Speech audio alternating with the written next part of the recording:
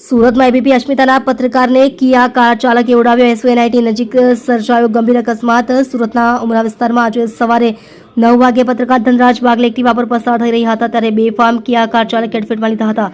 અકસ્માત એટલો ગંભીર હતો કે પત્રકારના ડાબા પગમાં ફ્રેક્ચર થયું છે અને તેઓ હાલ સારવાર હેઠળ છે.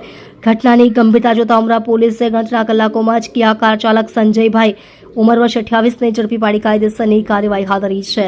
પત્રકાર ધનરાજ બાગલે ઉપર વાહન ચલાવનાર સામે ઉમરા પોલીસનું ત્વરિત એક્શન. સવારે 12 વાગે અકસ્માત. કલાકોમાં આરોપી પોલીસ સકંજામાં જેલમાં. ડીસીપી નીતિ ઠાકોર મેમન દ્વારા ગણતરીના કલાકોમાં જ આરોપીને ડિટેન કરવાની સૂચના આપી હતી.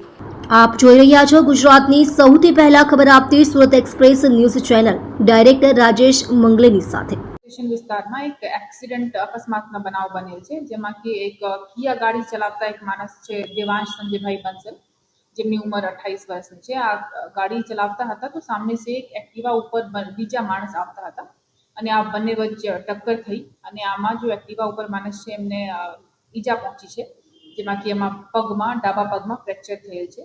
અને આ અકસ્માત બન્યા પછી આ આરોપી ત્યાંથી નાસી ભાગી ગયેલ અને એમની જે જવાબદારી હોય છે એમના પૂર્ણ કરેલ નથી.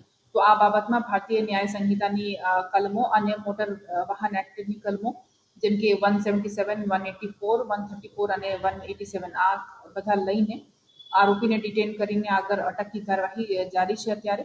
અને સાથે સાથ ગાડીને પણ કબજે કરવામાં આવશે અને ગાડીના એફએસએલ અને સીન ઓફ ક્રાઇમના એફએસએલ, સીડીઆર અને બધા સીસીટીવી ફૂટેજની મદદથી પૂરતા પુરાવા એકઠા કરી વિક્ટીમને પૂરી તરહ ન્યાય મળે આ અમારી કોશિશ છે.